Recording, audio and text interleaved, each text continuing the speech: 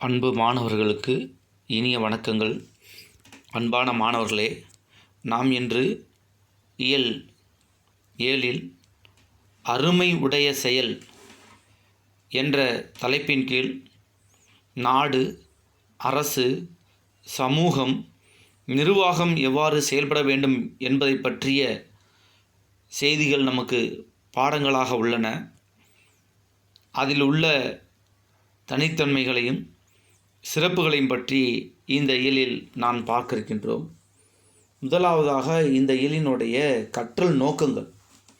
இப்போ 7வது இயலின் மூலமாக நாம் என்னென்ன கற்றல் நோக்கங்களை கொண்டுள்ளோம் என்பதை பார்க்கின்ற போது, தலைமை பண்பிற்கான தகுதிகள் குறித்து பகுத்தாய்வு. தலைமை பண்பு அப்படின்னா என்னது, அதனுடைய தகுதிகள் என்னன்றது பகுத்தாய் போகிறோம். அதே மாதிரி இலக்கியத்தில் பயின்றுள்ள வாழ்க்கைக்கான மேலாண்மை கூறுகளை அறிந்து நடைமுறைப்படுத்துது. நம்முடைய இலக்கியத்தில் வாழ்க்கைக்கு கூறியுள்ள மேலாண்மை கருத்துக்கள் என்னென்னன்றதை பார்க்க போகிறோம். அதே மாதிரி மீண்டெழும் ஒரு சமூகத்தின் மன எழுச்சிகளை கவிதைகளாக வெளிப்படுத்தும் திறனை பெறக்கூடிய கவிதை எழுதும் முறையை பார்க்க இருக்கின்றோம். நம்முடைய தமிழர்களின் புலம்பெயர் வாழ்வையும் அதற்கான காரணங்களையும் அறிவது கற்றல் நோக்கங்கள். சான்றோரின் பட்டறிவு ஆட்சி முறைக்கு பயன்பட்டதை புறநானூற்று பாடல் வழியாக நாம் அறிந்து கொள்ள இருக்கின்றோம். கல்வெட்டுகள் வரலாற்றை அறிய துணை புரிவதை அறிந்து அத்துறையிலும் வேலைவாய்ப்பு இருக்கின்றது என்பதையும் அறிந்து ஆர்வம் கொள்ள இருக்கின்றோம். துன்பங்களை பற்றி படித்தறிந்து படைப்புகளில் பயன்படுத்தும் திறனை நாம் வளர்த்து கொள்ள இருக்கின்றோம். இத்தகைய கற்றல் நோக்கங்கள் இந்த இயலின் மூலமாக நமக்கு கிடைக்க இருக்கின்றன. அதில் முதலாவதாக உரைநடை உலகத்திலே நமக்கு எந்த பகுதியில் அமைந்துள்ளது என்றால் நிர்வாகம். ஒரு நாட்டை ஆளக்கூடியதில் முக்கியமான பங்கை பெறக்கூடியதுன்னா நிர்வாகம். அந்த நிர்வாகம் சிறப்பாக இருந்தால்தான் ஒரு நாட்டை நன்றாக வழிநடத்த முடியும். அந்த வகையிலே இந்திய ஆட்சி பணியில் இருக்கக்கூடிய திரு இறையன்பு அவர்கள் எழுதிய இலக்கியத்தில் மேலாண்மை என்ற நூலிலிருந்து சில பகுதிகள் நமக்கு பாடமாக இருக்கின்றன. அதை பற்றி தான் இந்த இயலிலே இந்த பாடத்திலே நாம் பார்க்க இருக்கின்றோம். இப்பாடப்பகுதி வே இறையன்பு எழுதிய இலக்கியத்தில் மேலாண்மை என்னும் நூலிலிருந்து எடுத்தாளப்பட்டுள்ளது. தமிழ்நாடு அரசின் இந்திய ஆட்சிப்பணி அலுவலராக பணியாற்றி வரும் இவர் இந்திய ஆட்சிப்பணி தேர்வுக்கு தமிழை ஒரு விருப்ப பாடமாக படித்து வெற்றி பெற்றவர். 1990ஆம் ஆண்டு முதல் பல்வேறு துறைகளில் பதவிகளை வகித்து வருபவர். தமிழ் இலக்கிய பற்றுடைய இவர் தமிழில் வாய்க்கால் மீன்கள், IAS வெற்றி படிக்கட்டுகள், 7வது அறிவு, உள்ளொளி பயணம், மூளைக்குள் சுற்றுலா, படிப்பது சுகமே, அப்படி நிறைய நூல்களை எழுதியுள்ளவர். நிறைய பட்டிமன்றங்களில் நடுவராக பங்கேற்றதுடன் பல்வகைப்பட்ட ஊடகங்களிலும் பங்களிப்பை செய்து வருபவர். இவர் எழுதிய வாய்க்கால் மீன்கள் என்னும் கவிதை நூல் 1995ஆம் ஆண்டில் தமிழ் வளர்ச்சித்துறையின் சிறந்த நூலுக்கான பரிசினை பெற்றுள்ளது. சிறுகதை, புதினம், தன் முன்னேற்ற நூல், நம்பிக்கை நூல் என இவர் படைப்புகளின் தளமானது மிகவும் விரிவானது என்பதை இந்த இடத்திலே நாம் குறிப்பிட்டாக வேண்டும். அதைத்தான் நூல் வெளியில் குறிப்பிட்டிருக்காங்க. இவர் நிறைய நூல்கள் பார்த்தீங்கன்னா, இறையன்பா IAS அப்படின்றவங்களுக்கு தெரியாத இலக்கிய உலகத்தில் யாரும் இருக்க முடியாது. அந்த அளவுக்கு இலக்கியம் சார்ந்து தன் முன்னேற்ற நூலையும் நம்பிக்கை நூலையும் நிறைய எழுதி இளைஞர்களுக்கு ஊக்கமும் ஒரு வழிகாட்டுதலையும் ஏற்படுத்தக்கூடியவர் யார் என்றால் இந்த வே இறையன்பு அவர்கள். அதான் இவருடைய இலக்கியத்தில் மேலாண்மை இதிலிருந்து தான் நமக்கு அது பாடம் இருக்குது. அதே மாதிரி இவர் எழுதிய உள்ளொளி பயணம் என்பது இவருடைய ஒரு சிறந்த நூல், ஏற்கனவே நம்ம சொல்லியிருக்கோம்.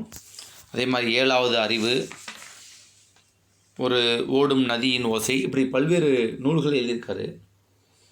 இப்போ நம்ம பார்க்குறோம், இலக்கியம் நம் இதயத்தில் புதைந்து எப்போது வேண்டுமானாலும் கிளர்ந்து விடுகின்ற விதை. இப்போ இலக்கியம் என்பது ஒரு விதை மாதிரி, அந்த விதை எப்போது வேண்டுமானாலும் முளைக்கும். அப்போ அது நம் உள்ளே இருக்கக்கூடிய உணர்வுகளை, ஆற்றலை வெளிப்படுத்துகின்ற போது அந்த விதை ஒரு விருட்சமாக மலரும் என்பது. அப்போ இலக்கியங்களில் மேலாண் கருத்துக்கள் இடம்பெற்றுள்ளன. அவற்றில் சொல்லப்பட்ட மேலாண் கருத்துக்களையும் நிர்வாக நெறிகளையும் நாம் உணரலாம். இலக்கியத்தில் நிறைய விஷயங்கள் சொல்லப்பட்டிருக்கின்றன. எப்போதாவது அது நம்மை வழிநடத்துகின்ற போது நாம் மிகச்சிறந்த பண்பாளராக, ஆற்றல் உடையவராக மாற முடியும். நாட்டின் முன்னேற்றம் மேலாண் சிந்தனையில் தொடங்குகிறது. ஒரு நாடு எப்படி முன்னேற முடியும் என்றால் உயர்ந்த சிந்தனையின் மூலமாகத்தான் உயர முடியும். மேலாண்மை துறையில் தமிழர் பழங்காலந்தொட்டே சிறந்து விளங்குகின்றனர் என்பதுதான் இந்த இயலில் நம்ம பார்க்குறோம். நம்முடைய தமிழர்கள் கால் பதிக்காத, தடம் பதிக்காத துறைகளே இல்லை. எல்லா துறைகளிலும் நம்முடைய தமிழர்கள் ஒப்புயர்வற்றவர்களாக விளங்கியிருக்கின்றார்கள். அந்த வகையிலே மேலாண்மை துறையிலே எவ்வாறு சிறப்பு பெற்றவர்களாக இருந்திருக்கின்றார்கள் என்பதை பற்றி இந்த இயலிலே நாம் இப்போது பார்க்க இருக்கின்றோம். அதுதான் இலக்கியத்தில் மேலாண்மை. உயர்ந்த நிலை மேலாண்மை என்னன்னா உயர்ந்த, சிறந்த, மேம்பட்ட, நெறிப்பட்ட தன்மை என்பதால் மேலாண்மை என்பது. சரிங்களா? சரி, இப்போ பாடத்துக்கு போவோம். மனித இனம் தோன்றிய போதே மேலாண்மையும் துளிர்க்க தொடங்கிவிட்டது. புராதன மனிதனிடம் குறித்துவிட்ட தலைமை பண்பும் வழிநடத்தும் இயல்புகளுமே அவனை இயற்கையோடு இயையவும் இடர்களை தாண்டி நீடிக்கவும் உதவின. 2 கால்களில் நிமிர்ந்தபோது அவனால் இன்னும் தீர்க்கமாக தன்னுடைய கட்டமைப்புகளை செதுக்க முடிந்தது. அவனால் குழுவாக செயல்பட்டு இயற்கையின் சீற்றங்களை எதிர்கொள்ள முடிந்தது. அவர்களில் ஒருவன் முன்னின்று அவர்களை ஒழுங்குபடுத்தவும் நிர்வகிக்கவும் சாத்தியமானது. அவனால் தனக்கு பொருத்தமான சுற்றுச்சூழ்நிலையை தானே உருவாக்கி கொள்ள முடிந்தது. தன்னை பிணித்திருந்த சங்கிலிகளை தகர்த்து கொஞ்சம் கொஞ்சமாக அவன் விடுதலை பெற முடிந்தது. அப்போ நம்முடைய மனித இனத்தில் எப்படி இன்றைக்கி நினச்சி பாருங்கள், ஒரு காலத்திலே நம்முடைய மூதாதையர்கள் காட்டிலே விலங்குகளோடு விலங்குகளாக மர உரிகளை தரித்து கொண்டு வாழ்ந்து கொண்டிருந்தார்கள். விலங்குகளோடு போட்டி போட்டு கொண்டிருந்தார்கள். இன்றைக்கு மனிதன் விண்ணை எட்டும் சாதனைகளை படைத்திருக்கின்றான் என்றால் அதற்கு காரணம் மனிதனிடம் இருந்த மேலாண்மை பண்புகளே காரணம். இன்னைக்கு எவ்வளோ வசதிகள்! இப்போ இந்த வகுப்பு கூட பாருங்கள், நான் என்னுடைய வீட்டில் இருந்து உங்களுக்கு எடுத்து நான் அனுப்புகிறேன். அதை நீங்கள் அப்படியே நான் என்ன சொன்னால் அப்படியே பார்க்க முடியும். நேரலையில் நம்ம 2 பேரும் சந்திக்க முடியும். இதெல்லாம் எப்படி சாத்தியமானது? விண்வெளியிலிருந்து எப்போது புயல் எப்படி வருது நினச்சி பாருங்கள். 2 புயல் வந்துச்சு. இந்த புயல் எந்த திசையில் வருது, எவ்வளோ வேகத்தில் வருது, எந்த ஊரை நோக்கி வருது, அவ்வளவு துல்லியமாக எப்படி கணிக்க முடிந்தது? எப்படி மனிதன் இத்தகைய ஆற்றலை பெற்றான் என்றால் மனிதனிடம் இருந்த அந்த மேலாண்மை பண்புகள் தான். அப்போ மனிதனாக மாறிய போது நிறைய மாற்றங்களை அவனால் இந்த சமூகத்திற்கு படைக்கப்பட்டது. ஒவ்வொரு மனிதனும் தன்னுடைய பங்களிப்பை இந்த சமுதாயத்திற்கு செய்ய செய்ய மனித சமுதாயம் உயர்ந்து நின்று எண்ணற்ற சாதனைகளை படைத்திருக்கின்றது. அப்போ மனிதன் காட்டுக்குள்ளே இருந்தான். அப்புறம் அவன் கொஞ்சம் கொஞ்சமாக தன்னை மாற்றிக்கொண்டான். இயற்கையை எதிராக போராட கற்றுக்கொண்டான். குழுவாக செயல்பட்டான். அவர்களிலே ஒருவன் தலைவனாக இருந்து அந்த குழுவை வழிநடத்தவும் நிர்வகிக்கவும் கற்றுக்கொண்டான். இதனால் அவனுக்கு ஏற்ற சூழலை அவனால் உருவாக்க முடிந்தது. தன்னை பாதுகாத்து கொள்ள முடிந்தது. இயற்கை பேரிடர்களிலிருந்து தன்னை காத்து கொள்ளக்கூடிய ஒரு சூழல் அவனுக்கு உருவானது.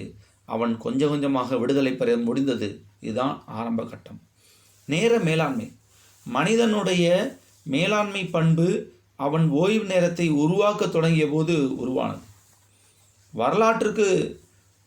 வரலாற்று காலத்துக்கு முந்தைய மனிதனின் ஓய்வு என்பது கனவு. ரொம்ப காலத்துக்கு முன்னாடி ஓய்வுனா அவனுக்கு தெரியாது. என்னது, அவன் பாட்டு நடந்துட்டு போய்கிட்டே இருக்கணும். அவனுக்கு ஓய்வு கிடைத்த போது அந்த ஓய்வு மேலாண்மையை அவன் தன்னுடைய வளர்ச்சிக்கு பயன்படுத்தி கொண்டான். ஒரு காலத்தில் அவனது பொழுது உணவு தேடுவதிலே கழிந்தது. விரைவாக வேலை செய்யக்கூடிய பணிதை எளிதாக்கக்கூடிய கருவிகளை செய்தபோது அவனால் ஓய்வு நேரத்தை உருவாக்க முடிந்தது. ஒரு காலத்தில் 1 ஏக்கர் 10 ஏக்கர் நல்ல நாள் மனிதனே இருந்துச்சு. இன்றைக்கி டிராக்டர் கொண்டு உழுக ஆரம்பிச்சிட்டோம். கதிர் அறுப்பிலிருந்து எல்லாமே அறிவியல் தொழில்நுட்பத்தை பயன்படுத்தி இயந்திரங்களை கொண்டு வந்துட்டோம். அப்போ அவனுடைய ஆற்றல் பெருக பெருக, அறிவு வளர வளர, அவன் இயந்திரங்களை உருவாக்கி தன்னுடைய நேரத்தை அவனால் ஓய்வுக்கு உள்ளாக்க முடிந்தது.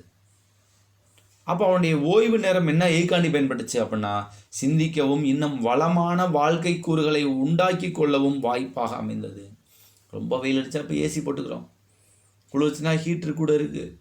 அப்போ இதெல்லாம் என்னன்னா ஓய்வு நேரத்தின் போது அவனுடைய வாழ்க்கையை வளமாக்கவும் இன்னும் சிறந்த முன்னேற்றத்திற்கும் காரணமாக இருந்தது. என்று கூட அதிக நேரத்தை உருவாக்க முடிந்தவர்களே வரலாறு படைப்பவர்களாக வாழ்ந்து கொண்டிருக்கிறார்கள். இன்றைக்கி இந்த உலகத்தில் சாதிக்கிறவங்களாம் எப்படி சாதிக்கிறாங்கன்னா, நேரத்தை யார் சரியாக கடைபிடித்து உயர்கின்றார்களோ அவர்களெல்லாம் வாழ்க்கையில் வெற்றி பெறுகிறார்கள் என்பதை தான் இந்த நேர மேலாண்மை கூறுகின்றது. திட்டமிடுவதை ஒவ்வொரு நாளும் செய்ய வேண்டும்.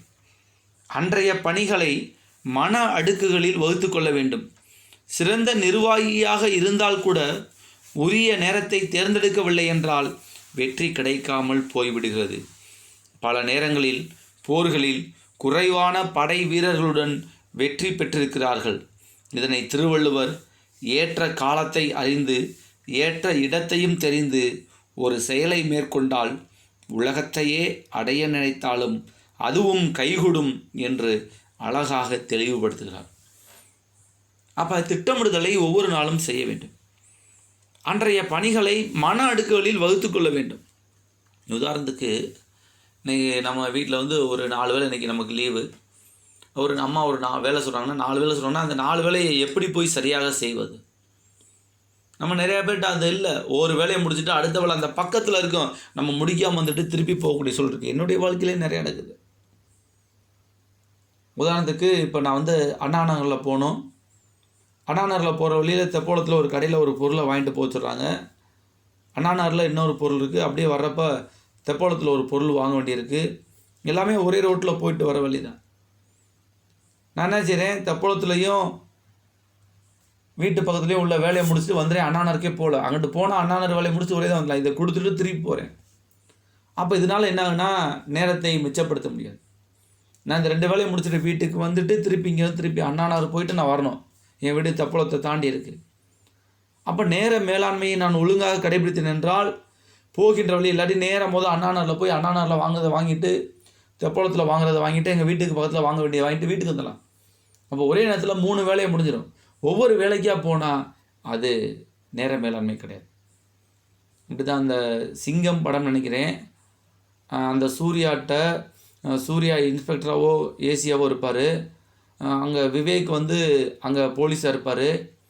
அப்போ அவங்க கிராமத்தில் போகிறப்ப சொல்கிறாரு, நான் அந்த இதில் போலீஸாகவே இருக்கேன், உங்கள் மையன் ஏசியாக இருக்கார் அப்படின்னோடனே அங்கே விஜயகுமார் சொல்லுவார், வீட்டிலேருந்து சொல்லுவார், கடைக்கு ஃபோன் பண்ணி எத்தனை மூடை அரிசி வந்திருக்குன்னு கேட்டோன்னே ஒரு ஃபோன் பண்ணுவார், எத்தனை மூடைக்கு அரிசி எத்தனை மூடை இருக்குது. உதாரணத்துக்கு 15 மூடை, எத்தனை மணிக்கு வந்துச்சு, எத்தனை மணிக்கு வச்சு திருப்பி ஃபோன் பண்ணார். இப்போ ஒவ்வொரு முறைக்கும் ஒரு ஃபோன் பண்ணி கேட்பார். அதே மாதிரியே அந்த கதையினுடைய நாயகன் சூர்யா வருவார். அதே மாதிரி அவங்க அப்பா விஜயகுமார் கேட்பார், அப்பா கடைக்கு அரிசி வந்துச்சான்னு கேளுதான் சொல்லுவார். உடனே அவர் ஃபோன் பண்ணி அப்பாட்ட சொல்லுவார், எப்பா அரிசி வந்துருச்சு, எத்தனை மூடை அரிசி வந்துச்சு, எத்தனை மணிக்கு வந்துச்சு, அதோட இதெல்லாம் சேர்ந்து வந்துச்சு அப்படின்னாரு. அப்போ அவர் சொல்லுவார், இதுதான் உனக்கு அவனுக்கு உள்ள வித்தியாசம். நீ ஓதெல்லாம் எவ்வளோ ஒரு கேள்விக்கு ஒரு கேள்வி தான் கேட்குற, ஒரு பதில் தான் வாங்குற. ஆனால் ஒரே முறையில் 10 கேள்வி கேட்டு 10 கேள்விகளுக்கும் விடையை கேட்டுறாங்க. இதுதான் உண்மையான நேர மேலாண்மை என்பது. ஒரு செயலை செய்கின்ற போது முழு மனதோடு தேவையானவற்றை முழுமையாக அறிந்து கொள்வது நேர மேலாண்மை எனப்படும். இப்படி முறையாக ஏற்று செயல்பட்டால் முடியும். மாவீரன் நெப்போலியனை பற்றி சொல்கிறப்ப சொல்லுவாங்க, impossible it is not seen in my டிக்ஷனரின்னு சொன்ன ஒரு மாவீரன் நெப்போலியனுடைய படையில் பார்த்திங்கன்னா நிறைய வீரர்கள் இருக்க மாட்டாங்க, குறைவான வீரர்கள் தான் இருப்பாங்க. ஆனால் அந்த வீரர்கள் எப்படிப்பட்டவர்னா எல்லா சூழலையும் தாங்கிக் கொள்ளக்கூடிய ஆற்றல் உடையவர்கள். கடுமையான குளிர், கடுமையான வெயில், கடுமையான மழை எல்லாத்துலேயும் இருக்கும்.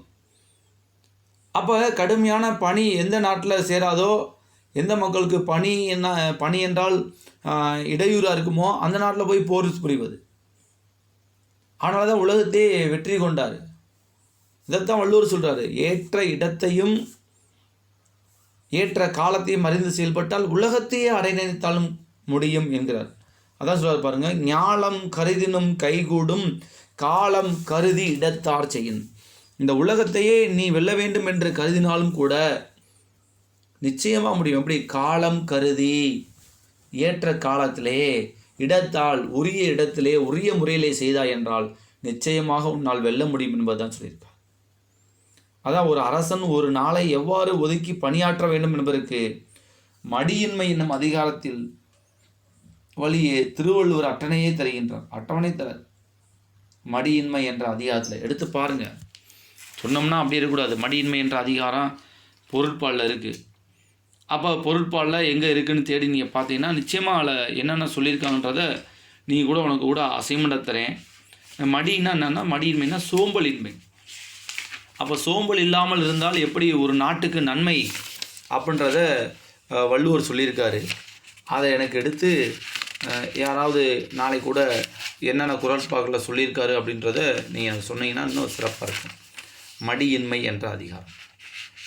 அதே மாதிரி புறநானூற்றின் இறுதி பாடலில் கோவிற்குலார் சோழன் நலங்கலியை பற்றி பாடும்போது இரவின் கடை யாமத்தில், அதான் இங்கே ஒரு படம் வேற போட்டிருக்காங்க, ஆணையிடும் அரசனும் அடக்கத்துடன் கேட்கும் பணியாளரும், நிர்வாகத்திறன் 17ஆம் நூற்றாண்டு சுவரோவியம் திருநெல்வேலியில் இருக்குது. அப்போ அங்கே பாருங்கள், அரசன் ஆணையிடறான், கேட்குறாரு. அப்போ அரசனுக்குரிய தன்மைகள் என்னன்னா, அரசன் எந்நேரம் தூங்கக்கூடாது, எல்லாரும் தூங்க தான் நாட்டுக்காக உழைக்க வேண்டும் என்பது தான் சொல்கிறாங்க.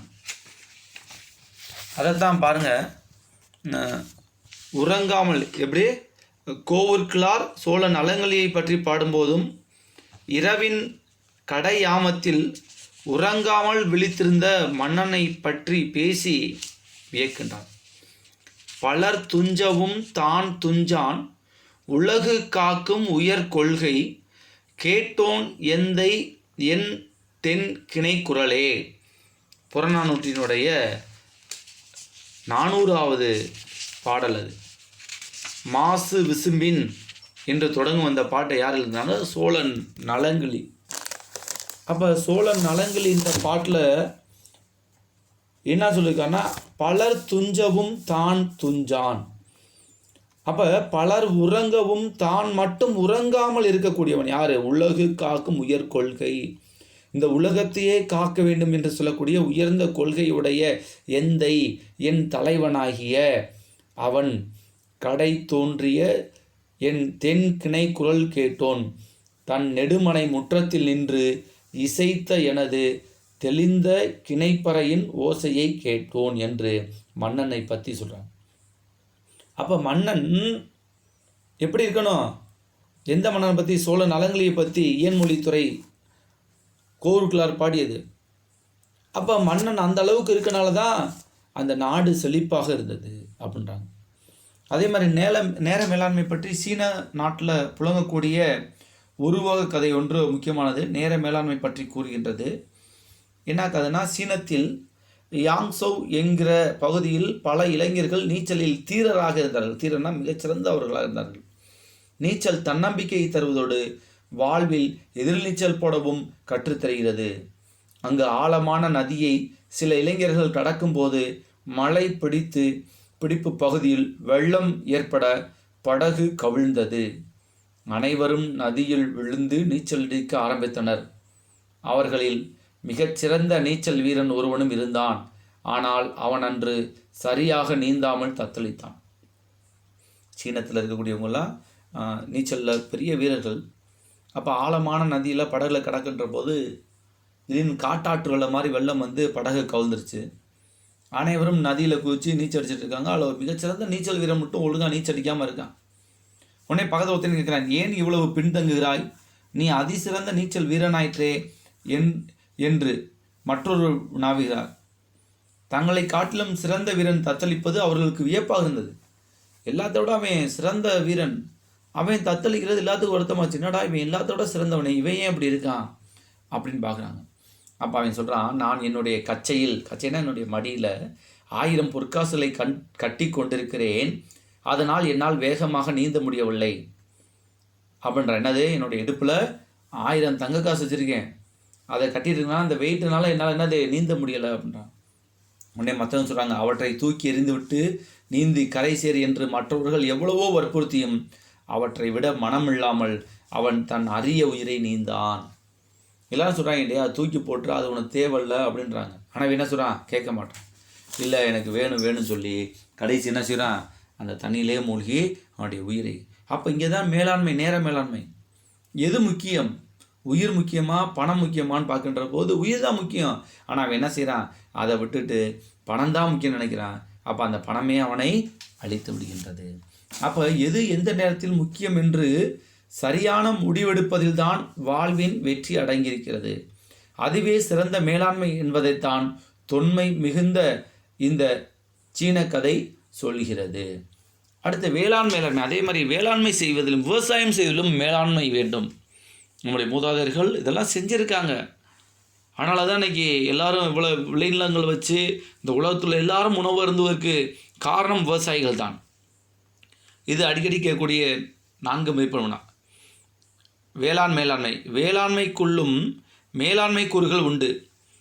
இது சரியான பயிரை தேர்ந்தெடுத்தல், உரிய நேரத்தில் விதைத்தல், நீர் மேலாண்மையை நெறிப்படுத்துதல், அறுவடைக்கு பின் பாதுகாத்தல், உரிய விளை வரும் வரை இருப்பு வைத்தல் என்று ஒவ்வொரு கட்டத்திலும் விழிப்புணர்வும் பொறுப்புணர்வும் நிர்வாக நெறியும் இணைந்தால்தான் வேளாண்மை செழிக்கும்.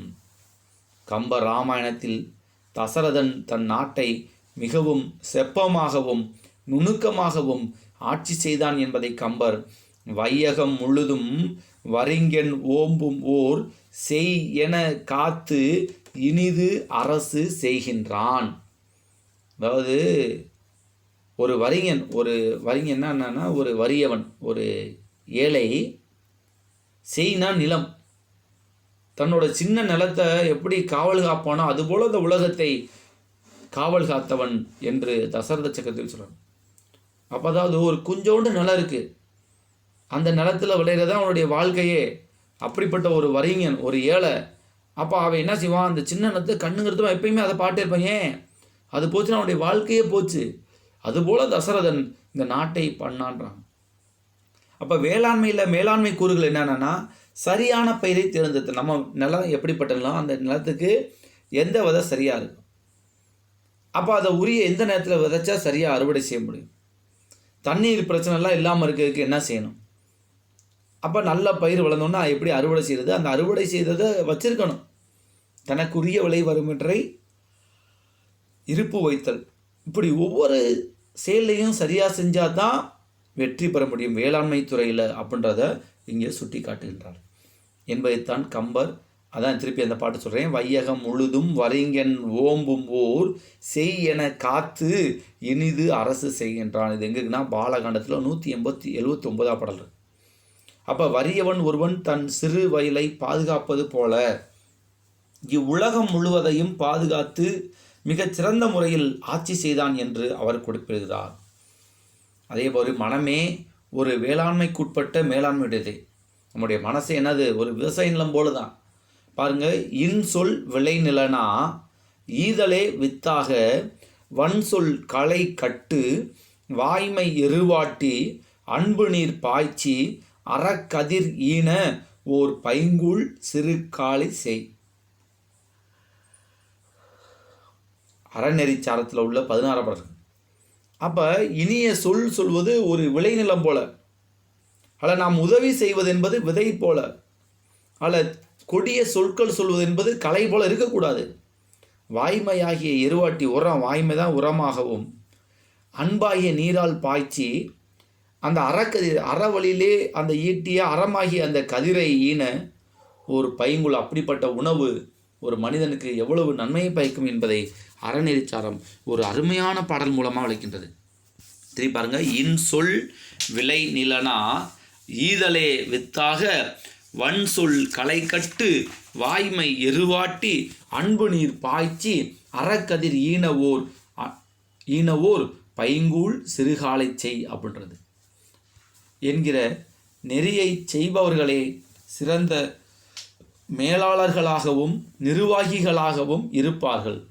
அவர்களிடம் பணிபுரிபவர்கள் பணியை பாரமாக்காமல் சாரமாக்குவார்கள். இது ஒரு முக்கியமான விஷயம். ஒரு இடத்துல வேலை செய்கிறவங்க வச்சு தான் அந்த தொழிலினுடைய சிறப்பு என்பது. ஒரு சில பேர் அந்த கொடுத்த வேலையை வச்சு மேலே போய்கொண்டே இருப்பார்கள். ஒரு சிலருக்கு எவ்வளவு வாய்ப்பு தந்தாலும் சரி அவங்களால வாழ்க்கையில் முன்னேறவே முடியாது, கீழே இறங்கிட்டே தான் இருப்பாங்க அப்படின்றது ஒன்று. அதே மாதிரி தான் வணிக மேலாண்மை, வணிகத்திலும் மேலாண்மை கூறுகள் ரொம்ப ரொம்ப இன்றியமையாதது. அப்போ 2000 ஆண்டுகளுக்கு முன்பே பன்னாட்டு வாணிகம் நிகழும் இடமாக தமிழகம் திகழ்ந்தது. நமக்கு ஒரு காலத்தில் கடல் ஏரியைப் போல எளிதாக இருந்தது. முக்கியமான விஷயம் இங்கே பதிவு செய்கிறார் ஜெயன்பாய் அவர்கள். 2000 ஆண்டுகளுக்கு முன்பே பன்னாட்டு வாணிகம் நிகழும் இடமாக நம்முடைய தமிழகம் இருந்தது. அதோட கடலை ஒரு ஏரியை போல, ஒரு சின்ன ஏரியை போல நம்முடைய மூதாதையர்கள் பயன்படுத்தியிருக்கிறார்கள். அதனால தான் கடலுக்கு இத்தனை பேர்கள் இருக்கின்றார். கடலை குறிக்க இத்தனை பேர்கள் வேறு எந்த மொழியிலாவது இருக்குமா என்பது ரொம்ப சந்தேகம். கடலுக்கு என்னென்ன பேர் இருக்கு பாருங்க. அரலை, அரி, அலை, அள்ளுவம், அளம், அளக்கர், ஆர்களி, ஆழி, ஈண்டு நீர், உவரி, திரை, பானல், பெருநீர், சுழி, நீராளி, புணர்ப்பு, தென்னீர், பவ்வம், முன்னீர், வரி, ஓதம், வளையம் என்பன. அப்போ இத்தனை பேர் இருக்குன்னா எப்படி பயன்படுத்தியிருக்காங்க? அப்போ இன்னும் நினச்சி பாருங்கள், நம்முடைய மூதாதையர்கள் அந்த இடத்துல கடல் வாணிகம் செஞ்சுருக்காங்க. முன்னீர் வழக்கம் மகளோடு இல்லை. முன்னீர் என்னது? ஏற்கனவே சொன்ன மாதிரி கடல் தான். ஆர்களி உலகத்து, கடல் பற்றி நிறைய பேசியிருக்காங்க. இலங்கை வேந்தனாகிய ராவணனே சீதையை கடல் கடந்து தான் வச்சுருக்காண்டாங்க. அப்போ கடல் கடந்து போய் வென்றிருக்காங்க. அப்போ கடல் பற்றிய நிறைய அறிவு இருந்தனால தான் இவ்வளவு பேர் வச்சுருக்காங்க. வணிகம் நடைபெறும் போது அது குறித்த மேலாண்மையும் இயல்பாக விரவி பரவி ஓங்கியிருக்க வேண்டும். அது ஒரு முக்கியமானது. அப்போ கடலில் நிறையா வணிகம் செய்ய அதை பற்றிய அறிவு, மேலாண்மை கூறுகள் நம்முடைய மூதாதையருக்கு அதிகமாக பரவி இருந்ததுன்னு தான் சொல்கிறாங்க. சங்க இலக்கியங்களில் தமிழரின் பண்டைய வணிக பரிமாற்றங்கள் பதிவு செய்யப்பட்டிருக்கின்றன. அந்நிய நாடுகளுடன் வணிகம் செய்யும்போது நம்மிடம் பரிமாற ஏதுவான உயர்தர பொருள்கள், அந்த நாடுகளின் பண்பாடு குறித்து ஆழ்ந்த அறிவு, அவர்கள் வருவதற்கேற்ற சிறந்த துறைமுகங்கள், இரு மொழிகளையும் அறிந்த மொழிபெயர்ப்பாளர்கள் என பல தயாரிப்புகள் இருந்ததால் தான் அது சாத்தியமாக முடியும். அப்படி தானே முடியும், சும்மா முடியுமா? அப்போ சங்க இலக்கியத்தில் தமிழரின் பண்டைய வணிக பரிமாற்றங்கள் நிறைய பதிவு செய்திருக்கு. அந்நிய நாடுகளில் வணிகம் செய்கிறப்போ என்ன வச்சுருக்காங்க, நம்மகிட்ட அவங்ககிட்ட இருந்து என்னென்ன நமக்கு தேவையை வாங்கிட்டு நம்மகிட்ட இருந்து அவங்களுக்கு தேவையானதை கொடுக்குறாங்க. அப்போ அவங்களுக்கு எது எது தேவை என்பதை உயர்ந்த அறிவு இருந்திருக்கு. அப்போ அவங்களுடைய நாடுகள் எது முக்கியன்ற அறிவு இருந்துச்சு. அவங்க வருவுக்கு ஏற்ற துறைமுகங்களுக்கு அமைச்சிருக்காங்க. இரு மொழிகளையும் அறிந்த மொழிபெயர்ப்பாளர்கள் எவ்வளோ பெருசு விஷயம். 2000 வருஷத்துக்கு முன்னாடியே வேறு நாட்டு மொழிகளை அறிந்து நம்முடைய மொழிகளையும் அறிந்த அறிஞர்களை வைத்து நம்ம என்ன சொல்கிறோன்ற அவங்க புரிய வச்சுருக்காங்க. அதனால தான் தமிழகம் உலக சிறந்த தொன்மையான மொழியாக, பாரம்பரியம், பண்பாடு, நாகரிகம், கலாச்சாரம் உடைய மொழியாக இருந்து வருகின்றது. எல்லாவற்றிலையும் தலை சிறந்தவர்களாக இருந்திருக்கிறார்கள். தமிழகத்தில் செல்வ வளம் மிகவும் மேம்பட்டதாக இருந்திருக்க வேண்டும். தமிழகத்தில் செல்வ வளம் மிகவும் உயர்வாக இருந்துச்சு. ரோமபுரி சிப்பாய்கள் பாண்டிய போர்ப்படையில் இடம்பெற்றிருக்கிறார்கள் என்ற குறிப்பு சிலப்பதிகாரத்தில் இருக்குது. பாருங்கள், எங்கே ரோமபுரி சிப்பாய்களை பாண்டி நாட்டு மன்னன் தன்னுடைய படையில் வச்சுருக்கான்னா எப்படி? அந்த அளவுக்கு செல்வ வளம் மிக்க நாடாக இருந்திருக்கின்றது. பட்டினப்பாளையில் குதிரைகள் இறக்குமதி செய்யப்பட்டது பட்டு நீரின் வந்த நிமிர் பரி புறவியும், புறவி என்றால் குதிரைகள் என்று குறிப்பிடும். அப்போ கடல்லிருந்து குதிரைகள் வந்திருக்கு. அரேபிய குதிரைகள் நம்ம பேசுகிறோம். அப்போ அந்தளவுக்கு குதிரைகள் கூட கடல்லிருந்து, கடல் மூலமாக நமக்கு வந்திருக்கின்றது. காவிரி பூம்பட்டினத்தில் மாரி காலத்து மழை மேகம் போல கடல் வழியே வேறு நாடுகளிலிருந்து மரக்கலங்களில் வந்த பொருட்களை இறக்குமதி செய்தும், முக்கியமான விஷயம், காவிரி பூம்பட்டினத்தில் மழை காலத்தில் மழை மேகம் போல் கடல் வழியே நிறையா பொருள் வந்திருக்கு. பொருளை இறக்குமதி செஞ்சுருக்காங்க, ஏற்றுமதி செய்திருக்காங்க. அதெல்லாம் எவ்வளோ பெரிய விஷயம் நினச்சி பாருங்கள். நிலத்திலிருந்து வேறு நாடுகளுக்கு ஏற்றுமதியாக அனுப்பவும் கணக்கிட இல்லாத பொருள்கள் பண்டசாலை முற்றத்தில் குவித்து வைத்திருக்கப்பட்டிருக்காங்க. அப்போ கடல்லேருந்து வந்த பொருள் ஃபுல்லாக என்னது ஏற்றிருக்காங்க, சுங்கம் விதிச்சிருக்காங்க. சுங்க வரி இன்றைக்கி டேக்ஸ் போடுறோம் பார்த்திங்களா, வெளிநாட்டிலேருந்து உள்ளே வந்தால் பார்த்திங்கன்னா உள்ளே வர முடியாது, வரி போக சேர்த்து தான் உள்ளே விட்டுற முடியும். அது மாதிரி அந்த காலத்தையே செஞ்சுருக்காங்க பாருங்கள். வான் முகந்த நீர் மழை பொழியவும், மழை பொழிந்த நீர் கடல் பரப்பவும், மாறி பெய்யும் பருவம் போல நீரினின்று நிலத்து ஏற்றவும், நிலத்தினின்று நீர் பரப்பவும், அளந்து அறியா பலபண்டம் வரம்பு அறியாமை வந்து ஈண்டி பட்டினப்பாலினம். 126 அப்போ வானத்திலிருந்து பெய்கின்ற நீர் மலைகளில் பொழியவும், அந்த மலைகளிலிருந்து வருகின்ற நீர் அருவியான நீர் ஆறுகளாக ஓடி கடலிலே பரவுவதைப் போல, மழைக்காலத்தைப் போல நிலத்திலிருந்து கடலுக்கு ஏற்றவும், கடல்லேருந்து நிலத்தில் இருக்கவும் பல பண்டம், வரம்பு அறியா பல பண்டம், அளவில்லாத அளவுக்கு பொருள்கள் இறங்குச்சு அப்படின்றத பட்டினப்பாலை குறிப்பிடுகின்றது. என பல நாடுகளிலிருந்து வந்த பொருள்கள் குறித்து பட்டினப்பாலை சித்தரிக்கிறது. அந்த பொருள்களுக்கு சுங்கம் வசூலித்த பின் அவற்றின் மீது புலி சின்னத்தை பொறித்து வெளியே அனுப்பும் சுங்க அதிகாரிகளும் இருந்தனர். வரி கொடுக்காமல் ஏய்ப்பவர்கள் அஞ்சும் வகையில் வலிமை மிக்கவர்களாக அவர்கள் இருந்திருக்கிறார்கள். அப்போ பாருங்கன்னா, அது சுங்கம் வலிசத்தோட அது சின்னம் பொறிச்சிருக்காங்க, புலி சின்னத்தை. அப்போ புலி சின்னம் பொறிச்சா அது இந்த இடத்துலேருந்து பட்டினப்பாளையிலேருந்து வருது, சோழ நாட்டிலேருந்து வருது அப்படின்றது தெரியும். அப்போ அந்த அளவுக்கு இருந்திருக்காங்க. அப்போ வரி ஏய்க்காமல் இருக்கவங்க முடியாது. அப்போ சின்ன இல்லாட்டி அது கடத்தில் இன்றைக்கி கடத்திட்டு வர பொருள் மாதிரி சுங்க வரி வச்சு சுங்க கட்டணம் வசூலித்து அந்தளவுக்கு நேர்மையாக செஞ்சுருக்காங்க. சங்க இலக்கியங்களின் வாயிலாக முசிறி மிகப்பெரிய துறைமுகமாக யவனர்களின் கப்பல்களை நிறுத்தி வைக்கப்படும் இடமாக இருந்ததை அறிய முடிகிறது. ஸ்ட்ரோபோ என்பவர் அகஸ்டஸ் சீசரை பாண்டிய நாட்டு தூதுக்குழு ஒன்று கிமு 20ஆம் ஆண்டு சந்தித்ததை பற்றி தெரிவிக்கிறார். அப்படின்னது முசிறி மிகப்பெரிய துறைமுகம் இருந்துச்சு, யவனர்கள் கப்பலை கட்டி வைக்கக்கூடிய இடமா இருந்துச்சு. ஸ்ட்ராபோ அப்படின்ற ஒரு அகஸ்டஸ் சீசரை பற்றி பாண்டிய நாட்டு தூதர் கிமு 20ஆம் நூற்றாண்டு சந்தித்ததை பற்றி அவர் சொல்லியிருக்காரு. அதோடு தமிழர்களுக்கும் கிரேக்கர்களுக்கும் ரோமானியர்களுக்கும் இடையே இருந்து வந்த வணிக உறவு இலக்கியம் மூலமும் தெரிகின்றது. புறநானூற்றின் 56ஆம் பாடல் யவனரது கப்பல்கள் பற்றிய குறிப்பும் இடம்பெற்றிருக்கின்றது. இமயவரம்பன் நெடுஞ்சேரலாதன் யவனரை அரண்மனை தொழிலாளர்களாக்கி கட்டுப்படுத்தினான், பகை நாட்டு செல்வங்களை கொண்டு வந்து தன் நாட்டு மக்களுக்கு வழங்கினான் என்ற செய்திகள் 10 2ஆம் பத்தில் இடம்பெற்றுள்ளது.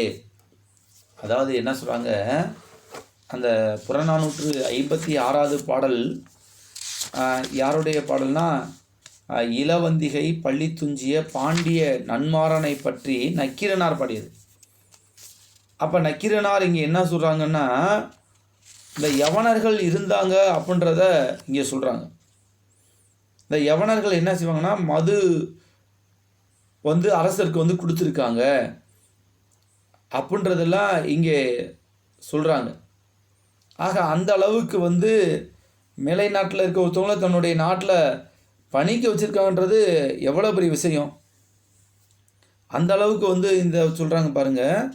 மேநாட்டு கிரேக்கரும் ரோமரும் தம்மை அயோனியர் என்ப அது யவனர் என தெரிந்தது. அப்போ அப்படியே ஒரு வரி சொல்கிறாங்க. அது பாடல் வரியில் இந்த நான் பார்த்து சொல்கிறேன். இருக்குது அந்த பாட்டில், அறியவும் உளவோ நினைக்கே எதனால் இரவலர்க்கு அருங்கல மருகா தீயா யவனர் நன் கலந்தந்த தன் கமல் தேரல். யவனர்கள் என்னது, நன்கு கலந்து தந்த தேரல்னா மது, இந்த மதுவை அறிந்தினான் என்பதை இந்த புறநானூற்று 56வது பாடல் மூலமாக தெரிய வருகின்றது. அதான் சொல்கிறாங்க. அப்போ பலர் வர்த்தகம் செய்யும் போதே லாபம் கிடைக்கின்றது என்ற மிதப்பில் தன்னை பற்றிய உயர்ந்த பிம்பத்தை உருவாக்கி கொள்வார்கள். நிறைய பேர் அப்படி தான் இருக்காங்க. ஒரு தொழில் செய்கின்ற போது அதில் லாபம் வருதுன்னு அதில் ரொம்ப நம்ம தான் பெரிய ஆள் அப்படின்னு நினைக்கிறோம். அப்படி செஞ்சோம்னா நாம் தொட்டதெல்லாம் துலங்கும் என தெரியாத துறைகளில் இறங்குவார்கள். ஒரு நாள் கன்னத்தில் கைவத்து கலங்குவார்கள். வெற்றி வர தொடங்கும் போதுதான் மிகுந்த எச்சரிக்கையுடன் இருக்க வேண்டும். அது ரொம்ப ரொம்ப முக்கியமானது. ஒரு சில பேர் என்னது, ஒரு தொழில் வந்துச்சுன்னா நம்ம தொட்டெல்லாம் அடக்கடா, அப்போ நம்ம எல்லா தொழிலும் செய்யலாம்டான்னுவாங்க. ஆனால் அப்படி செய்கின்ற போது ஒரு நாள் தெரியாத தொழிலில் ஈடுபட்டு பெரிய துன்பத்துக்கு ஆளாவார்கள். அது செய்யக்கூடாது. தம்முடைய வலிமையின் அளவு அறியாமல் மன எழுச்சினால் தூண்டப்பட்டு தொடங்கி இடையில் அதனை முடிக்க வகையில்லாமல் அழிந்தவர் பலர் என்று திருவள்ளுவர் எச்சரிக்கின்றார். திருவள்ளுவர் அதையும் சொல்லிட்டாரு.